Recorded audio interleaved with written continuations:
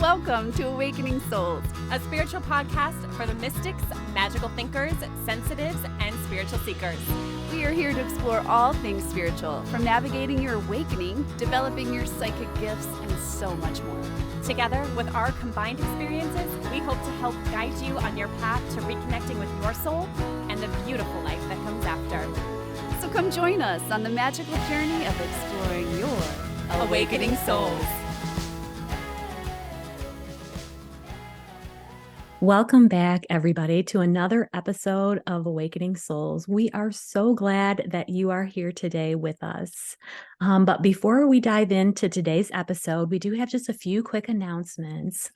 We have a few happenings going on at Sanctuary Reiki Healing Center, and we want to share those with you in case you're interested. The first thing we have is a manifestation workshop called Letters to Santa. And that is on December 2nd. We have a Reiki 2 certification class on December 3rd, if you're interested in leveling up with your Reiki.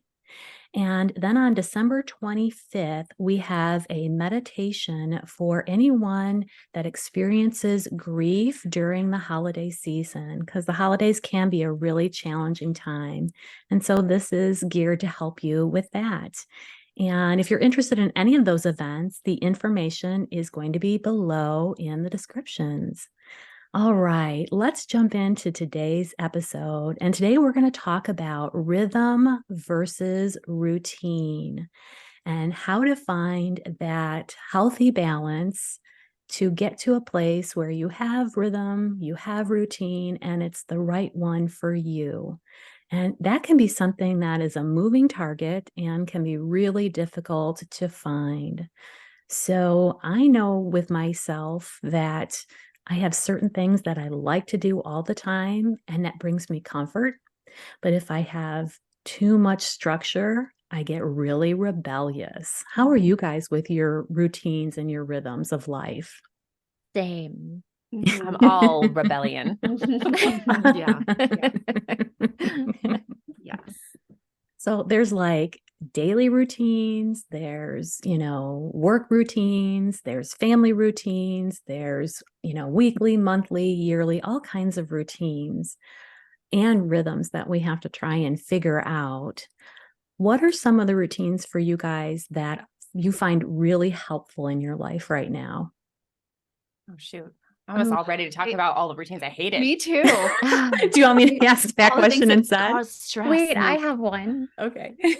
Okay, the one that I've been loving lately is the sun cycle. So I know that's shocking because we just came into daylight savings time. So I feel like we're all experiencing this severe form of jet lag where everybody's exhausted by 4 o'clock but honestly, I've been really enjoying it. I've been rising, waking up just a little bit before the sun rises. So waking before everything gets going and enjoying that dark stillness. And then as the sun's setting, I'm really winding down and I'll put on my pajamas super early. And I'll get into bed super early. And I've really been enjoying that.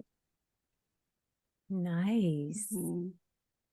Yeah, I know there's a lot of information out right now about how it's so good for you to get that early morning sunlight in your vision, in your eyes, that it's good to go out and be outside or near a window to get that sunlight because it's different than the rest of the day. And it helps to set your circadian rhythms. Mhm. And I love that. If you see morning sunlight, you're telling your brain, okay, in about, 12, 14 hours, you need to make melatonin and put me to sleep. Mm-hmm. I think that's just fascinating. It But is. Now I like wish I looked into the sun today. Hurry, run outside and do it Right. quick. Isn't there a special time though to do sun gazing? I thought it was a certain time in the morning and a certain time in the evening. Is that the same thing we're talking about? Sun Yes. gazing? Yeah. I want to say it's 30 minutes as the sun's rising and 30 minutes as the sun's setting. Okay. That's when it's like safest to sun gaze. And you want to do it ideally outside. Like it's not, I don't want to say it's not effective, but it's not as effective if you're doing it through a window or even through contact lenses or glasses. Like you need your eyes, you need the direct, like no filtered sunlight, and you just kind of softly soak that sunlight in. It's so cool. I'm in a different phase of life right now. I've got a 5-year-old, almost 5-year-old, and a 13-year-old. I wish I could do the rhythm with the sun. That sounds glorious. But if I started to get ready for bed when the sun started to set, no one would be there to pick up my daughter from school. Yeah, right. Is that crazy? Like someone over the weekend was saying that there was like a school function that was going to be from like 8 to 10 o'clock at night for the high schoolers. And she's like, oh my gosh, I cannot stay up that late. No. I would boycott that so hard. No. No, I don't care if it's even for a grade. I'll take the loss. Yeah. Man, I have a tough time staying up past 8. 7:30 comes around. I'm rolling. I'm like starting to yawn or something. And my husband's like, yep, it's that time already. Yeah. Bedtime, 20 minutes, Jennifer. Yeah. Yes. But that's such a good point, Candace, because, like in a perfect dream world, yeah, it's wonderful to like be able to follow the sun and do all of these beautiful self-care things, but that's not the reality for a lot of people. So, yeah, between, the kids' schedules, I live by my kids' schedules. That's my routine. That is my strict routine, is what do the kids have going on? What do I have to be there to pick them up from? Where do I have to go to drop them off? And then of course my ever-changing work schedule, because I'm by appointment. So that's always fluctuating. So my point being that I don't have a routine unless it's my children's routine. So that's, I think, though, where this concept of rhythm comes in, because for a long time, and still, like, I struggle with the word routine. It doesn't feel like, it just doesn't sit well with my soul. And, but I also see the health benefits of having a routine. And so that's where I started thinking a while back, like I found the word rhythm and I was like, wait, that feels like me. That feels natural. That feels connected to nature. I can get on board with a rhythm, but I resist a routine. And so I started really working on building rhythm in my life versus building routine, because to me, routine feels strict. It feels overwhelming. It feels like kind of militant. And like that just isn't how I feel comfortable living my day to day. And we were talking before about why that could be. And it made me think of, when we're little, we don't have very much control over our day to day. And, we go through school and everything is in such a strict routine, and we don't have the ability to change it. We don't have that authority over our time. And, through college even, and then through, the standard 9 to 5 jobs, a lot of that choice and freedom is taken away from us. And I think that's where that rebellion came from within me, because I was so angry for so long that I had to live a certain way and do things a certain way. And I think that's why that word routine just doesn't sit well with me. But I do want to take those good positive things from routine and implement them into my life. But calling it a routine, I just can't do. Yeah. So what does rhythm look like to you then? Rhythm for me, like I love how Rose said it's ever changing Mm. because I think rhythm allows for a lot of freedom of choice. And that, we change from season to season. We change with the earth, we change with the sun's rhythm. And we were talking about even as women, we change with our cycles. And so I feel like with rhythm, it allows me to flow and evolve and rest and but still have those kind of benchmarkers of safety and foundation to carry me from day to day. Does that make sense? Mhm. Does it feel like it gives you more flexibility Yeah, in your life too? that's what I'm picturing. Yeah. Yeah. It's like it makes me feel like less of a failure because with routine, it's like if I don't perform, if I don't check all the boxes, if I, God forbid, don't wake up exactly on time, like if I hit the snooze one time, it's like it's all over for the day. And that just, that is such a burden to me and it weighs heavy on my mind and that mindset goes down so fast. It's like I'm so hard on myself that like having the mindset of I'm in a rhythm, um there's a lot of forgiveness. It just is so much healthier for me.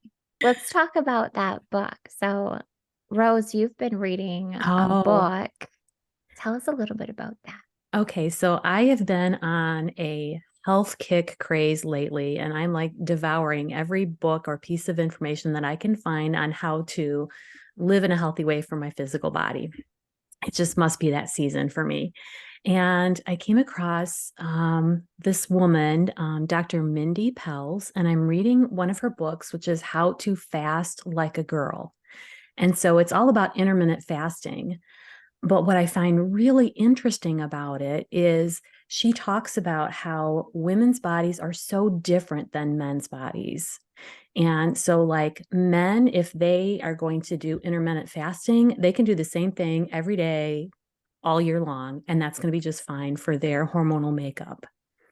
If women try to do that, it totally messes us up because we have our cycle and our hormones are fluctuating within our menstrual cycle. And if we try to do the same thing every day, sometimes it will work great. And other times you're going to be just a hot mess because it's going to be counterproductive to what your hormones are doing. And I'm not going to quote her book because I don't remember it accurately enough, but I do know that there's part of the cycle where you're much more extroverted and you have much more energy. And that's like the time to get things done, to be really active in the world, to work like harder, longer schedules. And then the other part of your cycle is more introverted, where you go more within, you're more quiet, and it's not the time to be really active. In fact, she even recommends that you cut back on your activity level during that phase of your cycle to where maybe instead of working a full day, you only work half days. And instead of going out to a party, you stay home and just rest or be within yourself. I love that idea because it really allows for both aspects of ourselves to really have their time to shine and to be. And by, changing your behavior according to your cycle, you're going to be able to capitalize on the best things about that time of the month for you. And so when you do work, you're going to be really good at it because that's what the hormones are wanting you to do. And when it's time to rest, you're going to really get good, deep rest because that's what your hormones are wanting and needing. So I just think that's fascinating. And I wish I would have known about that like maybe 30, 40 years ago. Yeah. Right? But you know about it now. Do know about it now. Never too late, right? Never too That's late. what they say. No. And then Ashley, you had that book, Body Astrology, which kind of talked about that too. Do you want to share that? Yeah, gosh, it's been a while, but it's really the same premise. This book takes into account your sun, your moon, your rising sign in terms of your birth chart. But it's the same thing where it's like based on um your makeup, your moon phase, or like your moon cycle. It's like you can base your workouts according to that, because there are certain times during the month where like you should be just doing soft yoga, or times of the month where like you should be pumping that iron, and like um it's like doing what serves you instead of just pushing yourself so hard. Which I love. I just love that concept of, honoring your cycle and honoring where you're at, and not trying to just do a grind 24/7, 365 days a year. Mm-hmm. It's not natural. It's just not natural. No. Yeah. And the book that I was reading, she talks about exercise too, and what types of exercise you should be doing different phases of your cycle. She also talks about what kind of foods are good to eat and are going to help those hormones. It's really interesting. But then the other side of me gets rebellious, and I'm like, oh, do I have to track all that? Yeah. And follow Yeah. all that. And, so it's like trying to find that happy, I think rhythm is the right word, Ashley, to kind of Yeah. figure out where you're at and keep that in mind, but also honoring how you feel. And I think like for a long time, as you're getting to know your cycles and know your body and hear it speak, like you do need the tracking, the journaling, the data, the research. But then you hit a point where you really understand how your body's speaking to you, and you understand your flow, and it becomes easier to sink into that natural cycle, and you don't need to work so hard to manage all of that and track all of that. It Mm-hmm. just becomes second nature, which is incredible. And like, I will just say though, it is still always a moving target, because you still change, you still go through things. We're still human. So it's not like once you like hit that stride, you're perfect for forever. I mean, things come along and you have to adapt. So, we do the best we can. Mhm. And yeah, we're always trying to find, that greater balance, not striving for perfect balance, but finding greater balance in our life, finding greater peace. What does rhythm look like for you guys? For me, it's just doing whatever comes to my mind. I do have my like routine things that I do every day, but like, pick up the yard after the dogs, unload the dishwasher, those basic things. But then it's basically whatever I feel like doing. So I definitely live off the rhythm more than routine, if that makes sense. I'll dance whenever I feel like dancing. I'll go to an antique store whenever I feel like going to an antique store. I mean, those are the perks of not working. I feel bad for my husband who has to work 9 to 10 hours a day, 6 days a week. He doesn't have those options. So he's definitely a routine guy. But maybe he likes that too, though. He There's does. also nothing wrong with that. I think he does like routine. Yeah. Mm-hmm. A lot of people do. Like, there's a lot of people I think that this conversation wouldn't resonate with. And that's okay. If you're listening to this and you're like, no, I love my routine. Fantastic. Like, that's so great. For so long, I wished I could be. I just am not wired like that. No. I'd be too exhausted. I'd be like trying to check off the list, okay, I did that, and the list would just grow. Yeah. It would never stay small. No. Too much. Yeah. I'm just trying to think back through my life, and I've always been incredibly structured and routine. We talked about school and then into college, and then you go to work to that 9 to 5. And before I even got to the place where I was working 9 to 5, I was mom. So I had to quickly change routines and do the mom routine. And then I added on top of that my master's degree. And then on top of that, a 9 to 5 job. And so it's like, I've always had this very strict routine. I think up until even with my diet and exercise, like I was incredibly strict on myself with my diet and exercise for like 6 years. And I got to a place where I was so burnt out and so exhausted from pushing myself to adhere to this incredibly strict routine in my life that I threw everything out the window.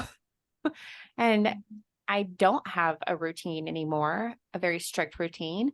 I think I've got the normal mom routine going on, but mostly it is me following my body and following, it's like intuitively living. Yeah. I'm honoring the moods of my body. I'm honoring the Yes. flows of my body and the energy that my body is telling me that I have. And I'm adapting my life to fit that. If I feel tired, then guess what, kiddos? This is the day that we're going to have a movie day. And this is the day that the laundry's not getting folded or the dishes are not getting done, you know? So I think I've adapted my life to flow a little bit more easily. And that's nice. But I also still have those expected things of being a mom and having a business, and I have to follow routine with some of those things and be flexible about that. But I think for the majority, I am following a rhythm. And that is nice. And we mentioned like nature having a rhythm. And so maybe can we talk about some of that, like the seasons and what the seasons represent for us? Because I find a lot of peace in that, knowing that, nature takes a break. And if nature's taking a break, maybe it means that I should take a break. And Mhm. vice versa, So we're in fall still. It's right about Thanksgiving now. Um, what do you guys do differently in the fall? How do you sink into a fall routine or a fall rhythm? Well, I know for when the holidays come, I start going into more routine than rhythm. Yeah. And like for just this morning, I asked my husband, I'm like, I haven't done anything yet for Thanksgiving. All I've done was think about it. And I'm already so tired. I think it's just thinking about all the things I have to do. I'm already tired. Not weird. I don't know why I get that way. No, I think that's pretty normal. Mhm. Your brain is remembering all of the Yeah. exhausting holiday Yes. season. Yes. PTSD. Yeah. Yeah. Too many years of that. How do you fall into the fall rhythm? I love fall because it's so beautiful out.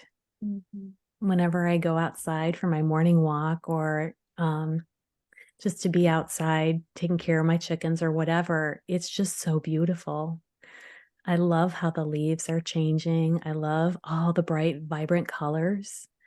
I love that Mother Earth is putting on this beautiful show as she's ending the season. Mhm. And so I feel like for me, it's a time of going inward. I love putting the garden to bed because it's a lot of work. It's a lot of work. And I love it, but I'm always ready for fall to come and see the beautiful show. And I don't have to do any work to make it so pretty like I do in the spring and the summer. And so it's very much about more rest, more sleep. I definitely sleep longer in the fall and the winter time, which is the best. And yeah, it's just like getting cozy with being inside. I find that in the fall, I don't have this guilt of feeling like I should be outside as much, which I know is just like a me thing. It's definitely like a mindset thing. There's no reason I have to be outside all of the time. And maybe it's just because we live in Illinois and I know winters are coming, but in the summer and the spring, and I mean, in part of the fall, I'm like, I have to be outside all the time. If I'm not outside, like, I'm really missing out. I'm wasting my time. Like, I'm the same way.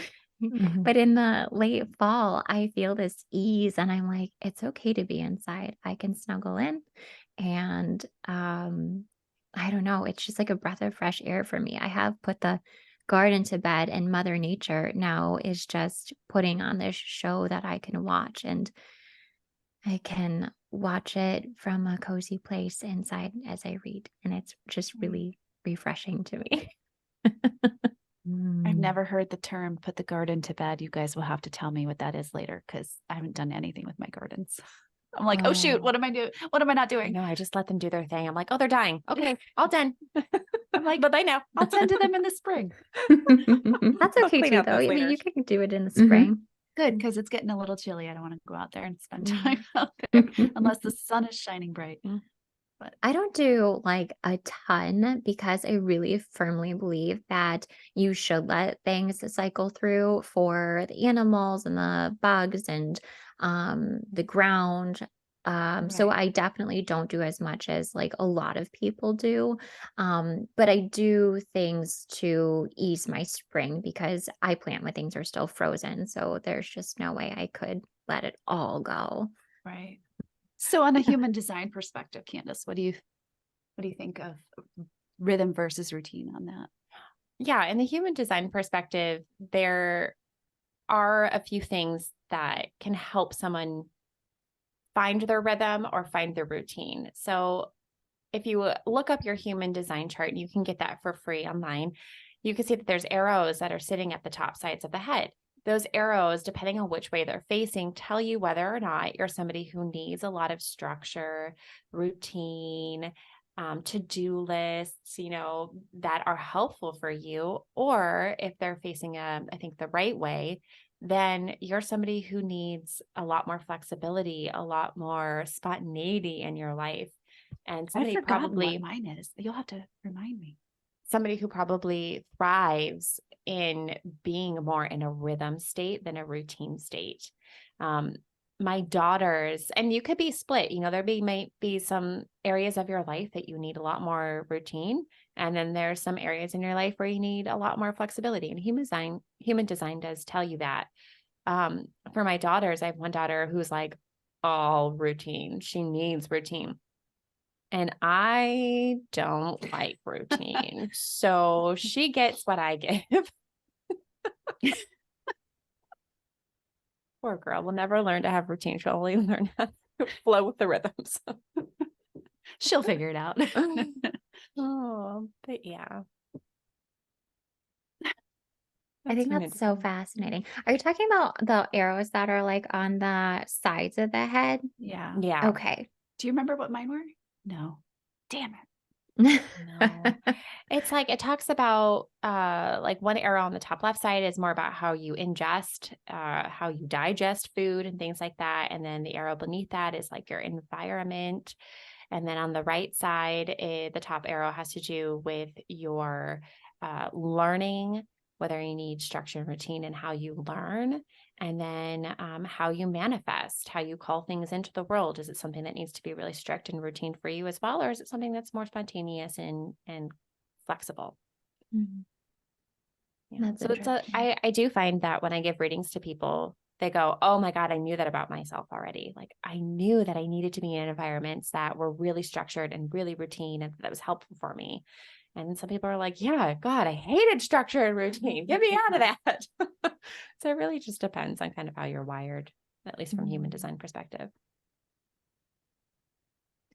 I always look at this in terms of aura colors, and I find that people who have a lot of yellow in their aura or a lot of green in their aura, they thrive on routines. And people who have a lot of purple or pink in their aura, they love a rhythm. So I think that's interesting. Candace, you mentioned your daughter, who I know is a Virgo sun. So that too doesn't surprise me that she loves a routine.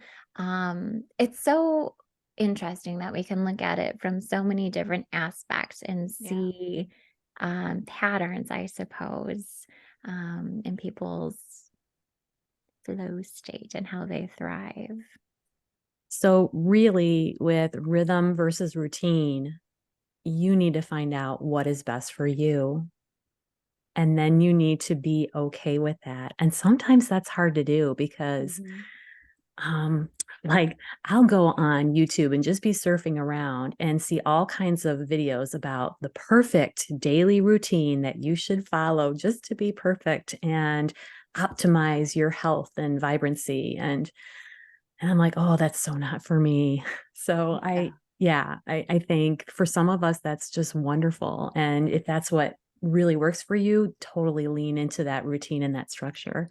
And if you are more of a free flowing spirit and you just need to go with the flow, I think that is something that you should honor. And paying attention to your body and your emotions and how you're feeling, I think is so important.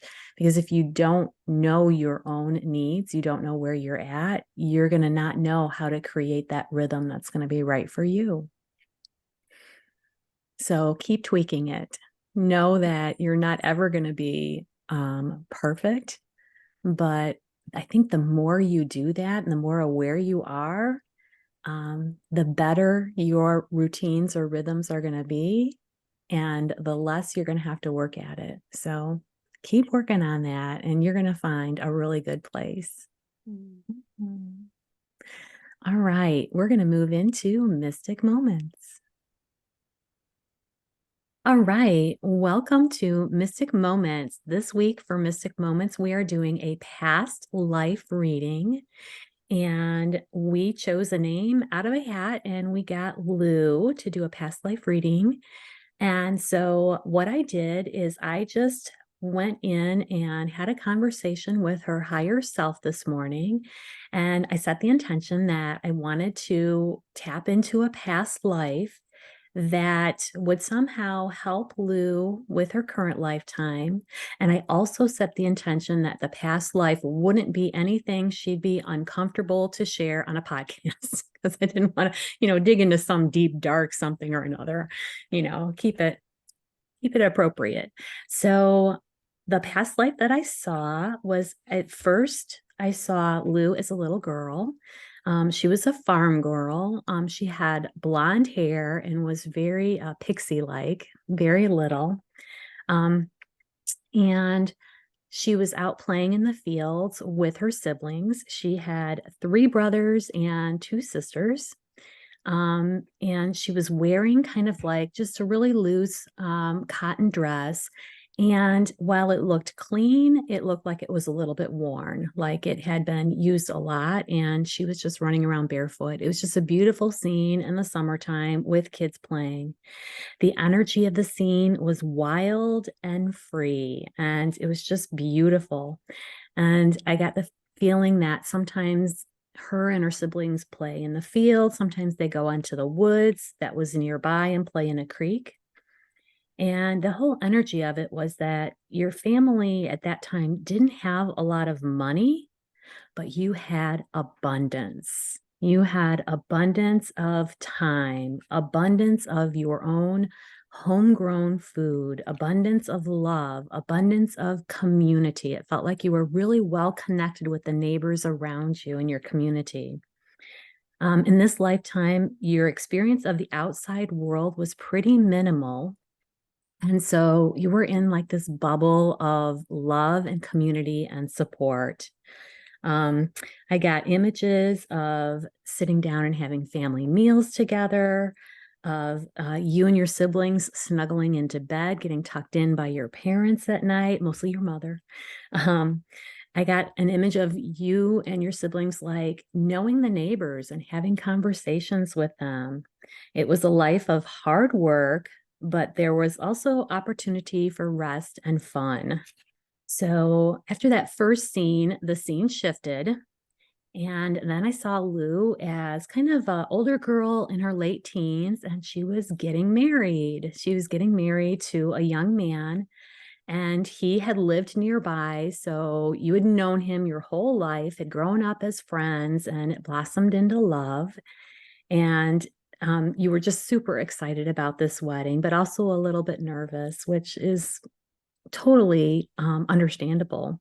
The wedding was like a country wedding. It was at your home with your family and his family and just a few neighbors. Very simple, but very meaningful. And you and your new husband, you're going to live on his parents' land in your own small house. And he's going to help his parents continue to work their family farm. And eventually, one day, he's going to take ownership of the farm. So they kind of gave me a little sneak preview that that was kind of what's going to happen. So eventually, it will be completely yours. You were happy and excited, but a bit worried about being away from home and being away from your family, even though they're not going to be too far away. And so then the scene shifted again. And I kind of got the, Cliff Notes version of the rest of the life. Over the years, you gave birth to 3 children. You had 2 boys and 1 girl. So it was a very happy country life, but there were some challenges. You had 2 miscarriages, which was just super difficult. There were times when the crops did poorly, when money or food was really tight. There were illnesses, there were injuries, just regular life's kind of challenges. But overall, the life was good. And you became very good at weathering the tough times and appreciating the good times.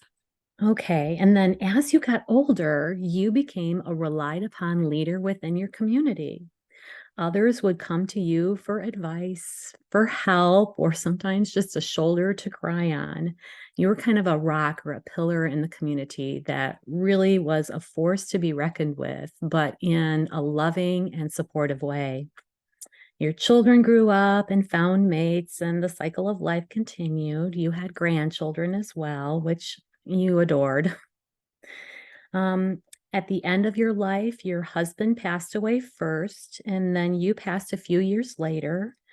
You died of natural causes, passing in your sleep, a very peaceful death. So then I always ask, what's the purpose of this life? Why was this an important life for Lou?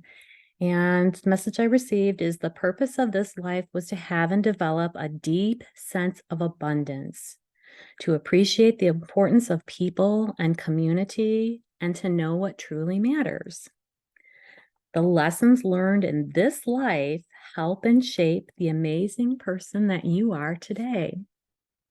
That lifetime fostered a strong work ethic, resilience in difficult times, appreciation of the people around you, a solid support and foundation ethic for others, deep and lasting love, and an understanding of abundance and what really matters. And so then I asked your higher self if there was anything else it wanted to share about this lifetime. And it said, or she said, there are many other lifetimes that have developed those characteristics in Lou. But we wanted her to know that these traits are at the core of who she is. These traits show up time and time again in the lives that she lives in different ways and in different circumstances, but they are always there. Oh, that was so good. Oh, wasn't that a great life? Yeah, what's so funny? So I didn't tap in because I knew, Rose, you were going to, and I knew you would do just a phenomenal job with it as you did. But right before I hopped onto the podcast, I went to pet Pippa and just tell her, I was going to be on the podcast. And um, like as I went to pet Pippa, I had this flash of Lou because I was thinking about the podcast, and I thought I felt farm life growing and warmth, and the warmth from the little flash that I saw for that split second was like, oh, so comforting, so good. So it's so, and I mean, I didn't tap in any further than that. It was just like a split second thing, and I wasn't even trying to do it. So I think it's so funny that that's the exact lifetime that you pulled. I love that. That's great. Yeah, it felt so good. What a good I lifetime. know. Yes. I loved, investigating that one because just And that's hard to articulate sometimes. Sometimes you go in to visit a past life and it's not so much what you're seeing, but it's what you're feeling. Oh my And gosh. that Yeah. life felt so lovely. I mean, there were challenges, but overall, it was just really, really nice. Yeah. Like the Yeah. dream life. The whole time I was like, oh, I know. yes, me. Right. Who dies in their sleep anymore? I I mean, know. that's so nice. Oh my gosh. And then just knowing Lou, because we all know Lou, Mhm. all of those characteristics ring so true for who she is and the energy that she brings into this world and the community that she has and the relationships, the value of relationships that she has. It's just, it runs very strong in her energy. Mhm. Yeah. She's a great person. I don't think I've met Lou yet. Oh, One of the Miss- best. She's No, one I'm of the gonna have to meet you, Lou. best. All right. That is it for this episode. If you are intrigued by past lives, we do have a couple of services at Sanctuary that can help you to dive into a past life. We offer past life regression, which is a hypnosis. And if you want to explore a past life yourself, it's a really cool session to try out. And if you're interested in working with us in any way at Sanctuary, you can find the information at sanctuaryreikicenter.com. Thank you so much for listening today. And we just hope that you guys have a wonderful, wonderful day.